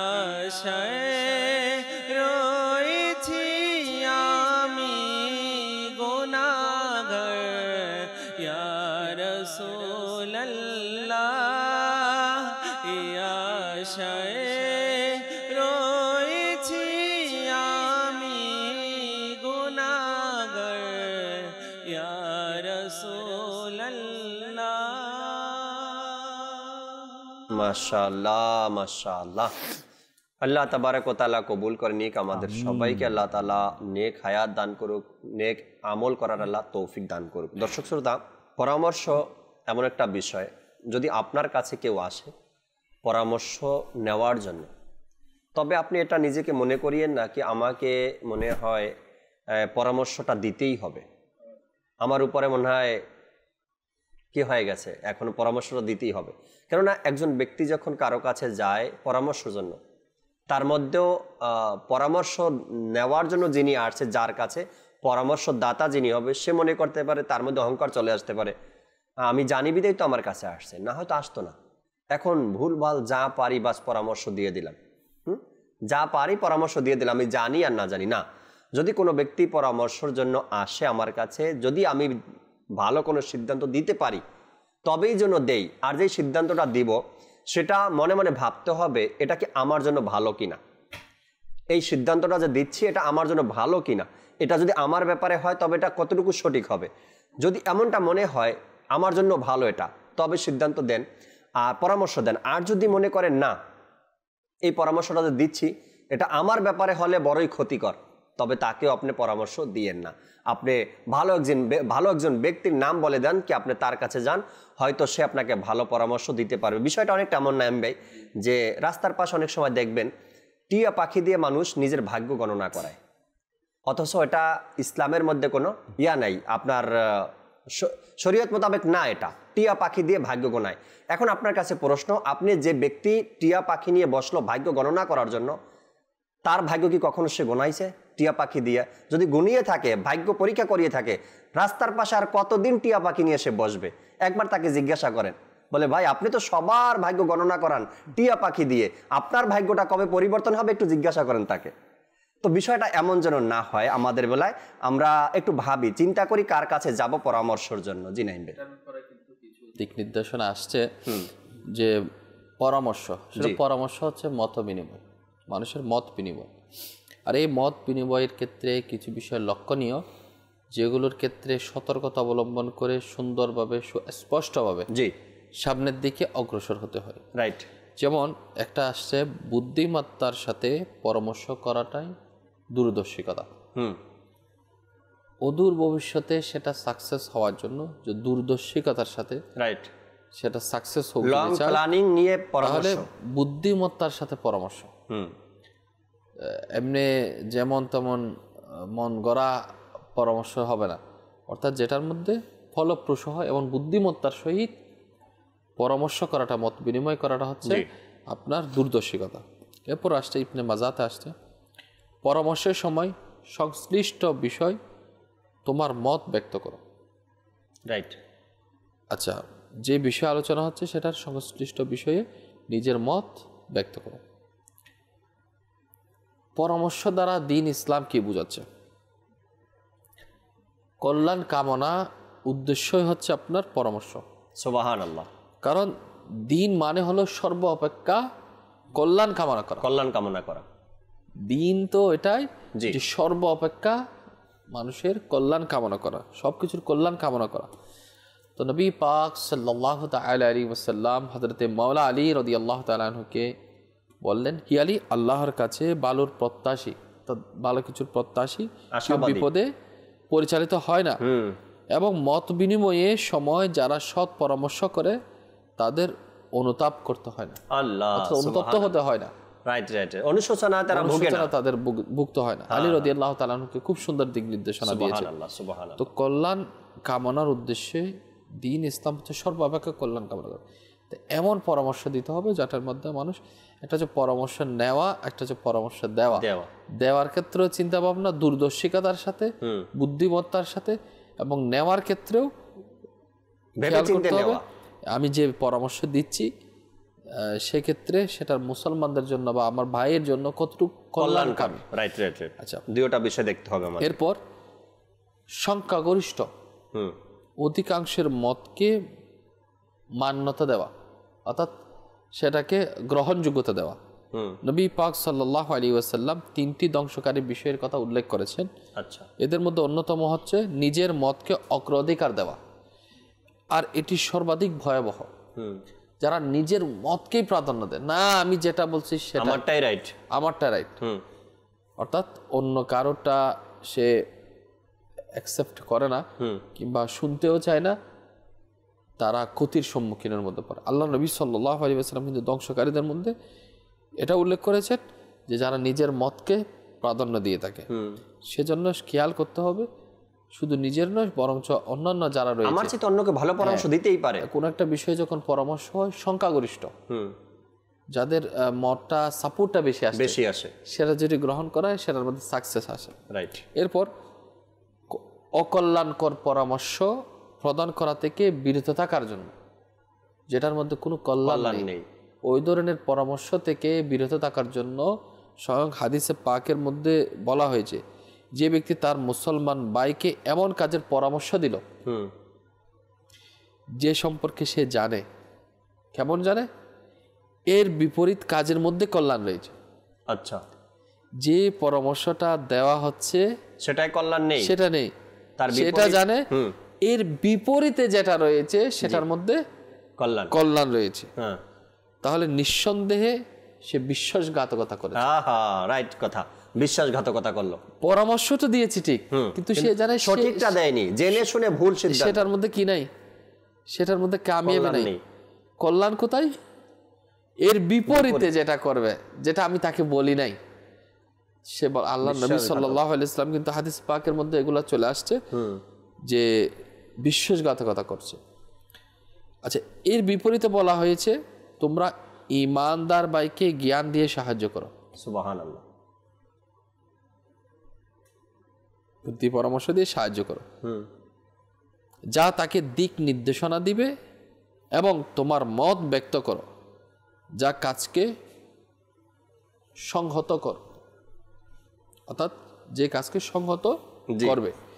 তো আমাদের উচিত পরামর্শ কিন্তু দুই ধরনের পরামর্শ। জি, একটা হচ্ছে সুপরামর্শ, একটা কুপরামর্শ, আর হচ্ছে কুপরামর্শ। জি, কোন কাজে আমি পরামর্শ নিব? অনেক সময় পরামর্শ তো নিতে বললাম, তো দেখতে হবে যারা পরামর্শ নিতে যাবে তা কাজটা কি সলিড কিনা, ফিওর কিনা, শরীয়ত সম্মত কিনা, ভালো দিক কিনা, পরিবারের জন্য, অর্থনৈতিকভাবে, শারীরিকভাবে, মানসিকভাবে, দেশ ও জাতির জন্য, মাযহাব মিল্লাতের জন্য, সমাজের জন্য ভালো কিনা। রাইট। যদি সেই ধরনের বিষয়, সে তখন সুপরামর্শের প্রয়োজন পড়ে। পরামর্শ কিন্তু হয়, ভালো হয়। আর কুপরামর্শ কি? যেটা আপনার জন্য ক্ষতিকর, যেটা ক্ষতিকর সেসব বিষয়ে দেখ কুপরামর্শ। আচ্ছা, অনেকে আবার কুপরামর্শ দেখ, একটা হচ্ছে খারাপ কাজে পরামর্শ, একটা হচ্ছে ভালো কাজের জন্য পরামর্শ, আর একটা হচ্ছে খারাপ কাজের জন্য পরামর্শ। তো খারাপ কাজের জন্য পরামর্শ নেওয়ারটা প্রশ্নই আসে না। যদি কেউ আমার কাছে আসে যেটা আমি বুঝি সেটা খারাপ কাজ, তবে পরামর্শ না দিব, তখন পরামর্শ দিব না, বরঞ্চ তাকে এমন পরামর্শ দেব যাতে সেখান থেকে তাকে আমরা বাঁচাতে পারি। রাইট। আমরা আজকে বসছি, আমরা দুনিয়ার কোনো উন্নতির জন্য বসি নাই। আল্লাহ তাআলার যে আমাদের যে মকসদ, যে মঞ্জিল, জি লাস্ট মঞ্জিল আখিরাতের কামিয়াবি, সেজন্য আমাদের কিন্তু এই ডিসকাস, এই আলোচনা, আমাদের এই অনুষ্ঠান। তো আমাকে আপনাকে দেখতে হবে যে পরামর্শ দেওয়ার কারণে, যদিও বা সেটা খারাপ কাজ, পরামর্শ নিতে কেউ আসছে, তাহলে খারাপ কাজের মধ্যে কেউ চাচ্ছে ডিজে পার্টি দিই, এখন তো শীতের দিন, চলেন আমরা একটা পিকনিক করি। তো পিকনিক করবে তো ভালো কথা, তো খাবার দাবার আয়োজন হবে, সব একটা মিলেমিশে খাবো, এটা তো খারাপ কিছু না। কিন্তু সেটাকে কেন্দ্র করে হারাম কাজ, যদি গুনাহের কাজ সংগঠিত হয়, তখন আমাকে তাকে সেখান থেকে বাঁচানোর জন্য সঠিক পরামর্শটা দিতে হবে। তো খারাপ কাজে উন্নতির জন্য আমরা পরামর্শ দিতে পারবো না, সেখান থেকে বাঁচানোর জন্য তাকে সেই পলিসিটা আমাকে বাতাই দিতে হবে। Right right. আসলে এমন অনেকগুলো বিষয় আছে। এরপর আছে কি, ভালো কাজ করতে পারবে, কিন্তু দেওয়া হচ্ছে কুপরামর্শ, যাতে ভালো কাজটা সম্বোধন না হয়, খারাপের মধ্যে পরিণত হয়ে যায়। তো বললাম কুপরামর্শ, সুপরামর্শ। তো কিছু আছে মানুষের, আমাদের সমাজ ব্যবস্থার মধ্যে যারা কুপরামর্শ সবসময় খারাপটা দিয়ে থাকে, মানুষের ভালো দিক নির্দেশনাটা সে কখনো কামনা করে না, সেই ধরনের ব্যক্তিবর্গ থেকে দূরে থাকতে হবে। প্রথমে বলে দিয়েছি, হয়তো সে লোভের মধ্যে আছে, নাইলে কৃপণের মধ্যে আছে, নাইলে বিতুর মধ্যে আছে, এই 3 প্রকারের মধ্যে কিন্তু চলে আসছে। এই সব ব্যক্তিরা চলে আসে যাদের থেকে পরামর্শ নেওয়া যাবে না। আসলে যখন পরামর্শ আমরা দেই, একটু চিন্তা করে দেই, যখন নেই তখনও চিন্তা করে নেই। দর্শকের দুই একটা কল শুনবো। মোহাম্মদ সাকিব আল হাসান, গাজীপুর। আমি একটি গজল শুনতে চাই। প্রিয় নবী সুন্নতি মদিনা আমার বাগান। জুনায়েদ ভাইকে দেখলে সবাই মাশাআল্লাহ, এটা রিকোয়েস্ট আছে সেটের মধ্যে কালাম তো থাকবে, শুনবো ইনশাআল্লাহ। পরবর্তী কল। মদিনার কুকি, পঞ্চগড় ঘাটিয়ারপাড়া থেকে বলতেছি, নুরুজ্জামান নাম। আমি একটি গজল শুনতে চাই সারিবদ্ধ হয়ে। আচ্ছা, সারিবদ্ধ হয়ে মিরাজের কালাম, এটা মিরাজের রজনীতে যে কালাম আমরা পাঠ করি। এটা অনেক দর্শক আমাদের সাথে ফেসবুকে আছেন, কয়েকজনের নাম পড়বো ইনশাআল্লাহ তাআলা। মাইনুদ্দিন ভাই আমাদের আছেন মুন্সিগঞ্জ থেকে, খন্দকার ভাই আমাদের সাথে আছেন, নুরুজ্জামান ভাই আছেন, আসসালামু আলাইকুম। ওয়ালাইকুম সালাম। জাকির ভাই, আপনারা সবাই কেমন আছেন? আলহামদুলিল্লাহ। আমি জুনায়েদ ভাই থেকে একটি হামদে বাড়িতালা শুনতে চাই। নুরুজ্জামান বলছিলাম দিনাজপুর বিরল থেকে, সাথে থাকুন। আমরা হামদে বাড়িতালা শুরুতে শুনিয়েছি। এরপরে ওসমান ভাই আমাদের সাথে আছেন রায়পুরা থেকে। এরপরে ইয়াসিন আলী ভাই আমাদের সাথে আছেন। এরপরে আরেকজন লেখলেন, আমাদের পরিবার সবাই একসাথে মাদানী চ্যানেল দেখছি। মাশাআল্লাহ, পরিবারের সবাই দেখছেন। রায়হান ভাই আমাদের সাথে আছেন, তিনি দোয়া করলেন, আল্লাহ তাআলা কবুল করেন। শালম ভাই আমাদের সাথে আছেন। আরেকজন লেখলেন, আসসালামু আলাইকুম, নারায়ণগঞ্জ থেকে বলছিলাম, আজকের বিষয়টি খুবই সুন্দর নেওয়া হয়েছে। রায়হান ভাই আছেন, আসসালামু আলাইকুম। ওয়ালাইকুম সালাম, রাজশাহী থেকে দেখছিলাম, আমি মাদানী চ্যানেল সবসময় দেখি, মাশাআল্লাহ খুব ভালো লাগে, আজকের বিষয়ও খুব সুন্দর, শুকরিয়া সাথে থাকার জন্য। এরপর আরেকজন আছেন সবুজ ভাই, আসসালামু আলাইকুম। ওয়ালাইকুম আসসালাম, কেমন আছেন? মাশাআল্লাহ খুব সুন্দর আলোচনা হচ্ছে, আল্লাহ তাআলা কবুল করে নিক। হুজুর, আমার বাবা অনেক অসুস্থ, দোয়া করবেন, আল্লাহ তাআলা আপনার বাবাকে সুস্থ করে দিক, দোয়া করলাম। এরপরে আরেকজন আছেন, আসসালামু আলাইকুম। ওয়ালাইকুম আসসালাম, ইমরান রেজা, তিনি চাঁদপুর থেকে দেখছেন আর অনুষ্ঠান দেখেন, খুব ভালো লাগে তার কাছে, আল্লাহ তাআলা কবুল করে নিক। জুনায়েদ ভাই একটা পংক্তি 2 কালাম থেকে শুনিয়ে দেবেন আমাদের। প্রিয় নবী কুকিল আমি মদিনা আমার বাগান, প্রিয় নবী কুকিল আমি মদিনা আমার বাগান, তারি ধ্যানে মগ্ন থাকি করি তারি গুণগান। আল্লাহ আল্লাহ আল্লাহ আল্লাহ আল্লাহ আল্লাহ আল্লাহ আল্লাহ আল্লাহ আল্লাহ আল্লাহ আল্লাহ আল্লাহ। প্রিয় নবী কুকিল আমি, প্রিয় নবী কুকিল আমি মদিনা আমার বাগান, তারি ধ্যানে মগ্ন থাকি করি তারি আল্লাহ আল্লাহ আল্লাহ আল্লাহ আল্লাহ আল্লাহ আল্লাহ আল্লাহ আল্লাহ আল্লাহ আল্লাহ গাউসুল আজম আলা হযরত সেই বাগানের গোলাপ ফুল তারি সুগম গানেতে আজ মেতে ওঠে জগৎ কোল এই বাগানে কোকিল যারা সদাই পরে নবীর শান তারি ধ্যানে মগ্ন থাকি করি তারি গুণগান আল্লাহ আল্লাহ আল্লাহ আল্লাহ আল্লাহ আল্লাহ আল্লাহ আল্লাহ আল্লাহ আল্লাহ আল্লাহ আল্লাহ আল্লাহ সারিবদ্ধ হয়ে হুরো গিলে মা জন্নাত কে সাজায় আজ খুশি মনে সারিবদ্ধ হয়ে আজ হুর গিলে মা জন্নাত কে সাজায় আজ খুশি মনে হতবাক হলো আজ বিন্দু তো গতি আরো সে যাত্রা সময় অল্পতে হতবাক হলো আজ বিন্দু তো গতি আরো সে যাত্রা খুব সময় অল্পতে পার খোদা সবে বলেন নবী বুরাকের ধ্বনি সুবহানাল্লাহ সুবহানাল্লাহ সুবহানাল্লাহ সুবহানাল্লাহ সুবহানাল্লাহ। আল্লাহ দর্শক শ্রোতা আপনাদের কলও শুনছি, অনুরোধগুলো রাখারও চেষ্টা করছি। সময় শেষের দিকে মিরাজ ভাই থেকে দুই একটা কথা শুনবো, এরপরে সালাতু সালামের দিকে যাব। পরামর্শ নেওয়ার জন্য ছোট ভাইয়েরা বড় ভাইদের কাছে আসবে, এটা স্বাভাবিক ব্যাপার। সে হোক কলেজ স্টুডেন্ট, হোক প্রাইমারি লেভেলের, হোক এলাকার ছোট ভাই বেরাদার, হোক মাদ্রাসার শিক্ষার্থীরা, ছোট ভাই বেরাদার বড়দের কাছে আসবে। ছোটরা অন্যায় করে বড়দের কাছে আসবে, বড়দের সঠিক বিবেক অনুযায়ী তাদেরকে পরামর্শ দিতে হবে। এমনটা যেন না হয়, একটু চিন্তা করে দেখি যে বিগত দিনে আমাদের কারোর সাথে এমন হয়েছে কিনা। ছোট ভাই ব্রাদার যখন পরামর্শ চাওয়ার জন্য আসছিল, ভাই আমার দ্বারা এই ভুলটা হয়ে গিয়েছে, আমি অমুকের সাথে তর্ক করছি বা অমুকে আমাকে মেরেছে, এখন কি করব।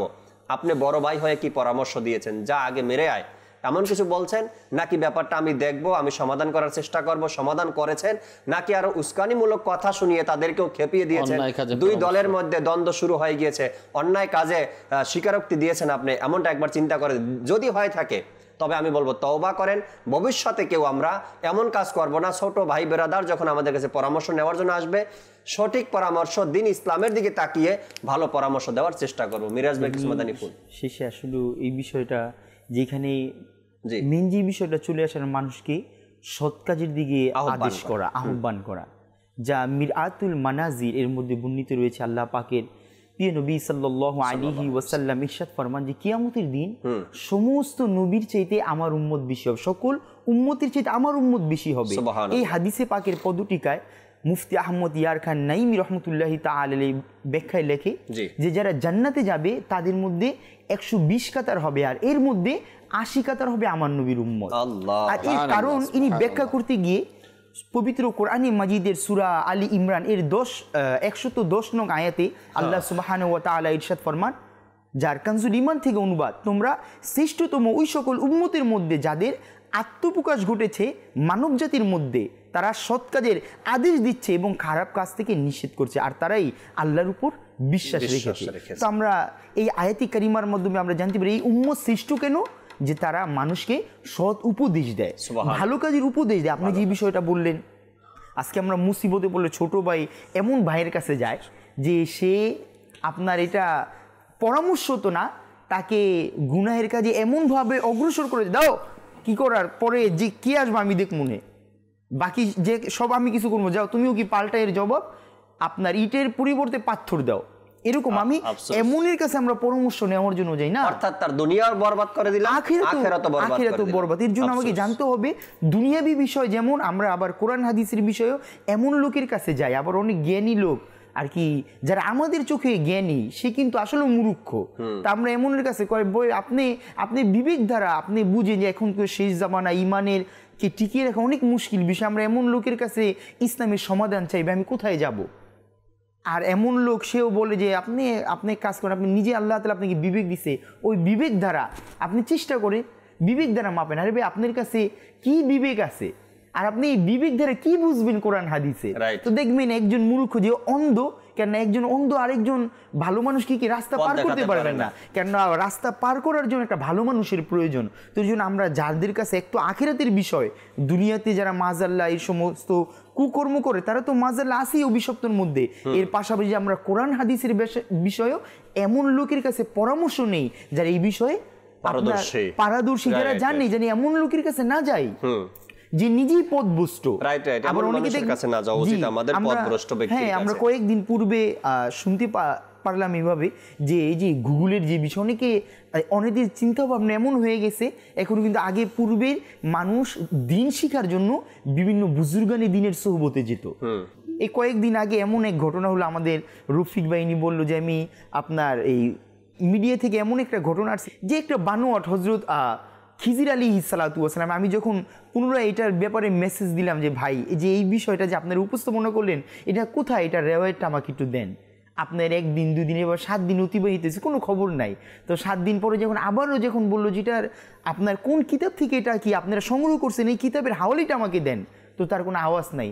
পরবর্তীতে যখন সে 3বারের বেলা বললো যে ইনি বলতে লাগলো যে ভাই মানুষের হেদায়েতের জন্য এই সমস্ত বানায়, এটা উপন্যাসকের একটা ঘটনা, আমরা কি এটা খিজির আলাইহিস সালাতু ওয়াসসালামের নামে দিয়ে দিলাম জানি মানুষ তার নাম শুনে এটার ব্যাপারে আগ্রহী হয়। দেখেন যে মানুষ মানুষ মিথ্যা বলে দিনের প্রচার করা ইসলামের অনুমতি নেই, মিথ্যা বলে দিনের প্রচার করা, এতে ক্ষতি ছাড়া কোনো লাভ নেই। আল্লাহ তাআলা আমাদেরকে বোঝার আর আমল করার তৌফিক দিক। দর্শক শ্রোতা, আজকের বিষয় ছিল পরামর্শ নিন। পরামর্শ নিবেন, অবশ্যই নিবেন, যার থেকে প্রয়োজন, যে দিতে পারবে ভালো পরামর্শ তার থেকে নিবেন। ধোঁকা যে ব্যক্তি দেয় তার থেকে পরামর্শ নেওয়া যাবে না, যার কাছে এমন জ্ঞান নেই তার থেকে পরামর্শ নেওয়া যাবে না। সকল দিক বিবেক বিবেচনা করে পরামর্শ দিতে হবে, পরামর্শ নিতে হবে। আল্লাহ তাবারক ওয়া তাআলা আমাদেরকে বোঝার আর আমল করার তৌফিক দান করুক। আসুন যে যেখানে আছি আমরা দাঁড়িয়ে সালাতু সালাম পাঠ করি। ইয়া নবী সালাম আলাইকা, ইয়া রাসূল সালাম আলাইকা, ইয়া হাবিব সালাম আলাইকা, সালাওয়াতুল্লাহ আলাইকা। আপনি যে নূরে নবী নিখিলে ধনের ছবি, আপনি না এলে দুনিয়ায় আধারে ডুবি তো সবই। ইয়া নবী সালাম আলাইকা, ইয়া রাসূল সালাম আলাইকা, ইয়া হাবিব সালাম আলাইকা, সালাওয়াতুল্লাহ আলাইকা। আরশ কা কাবা মদিনা, ফরশ কা কাবা মদিনা, কাবে কা কাবা মদিনা, জন্নাতুল মাওয়া মদিনা। ইয়া নবী সালাম আলাইকা, ইয়া রাসূল সালাম আলাইকা, ইয়া হাবিব সালাম আলাইকা, সালাওয়াতুল্লাহ আলাইকা।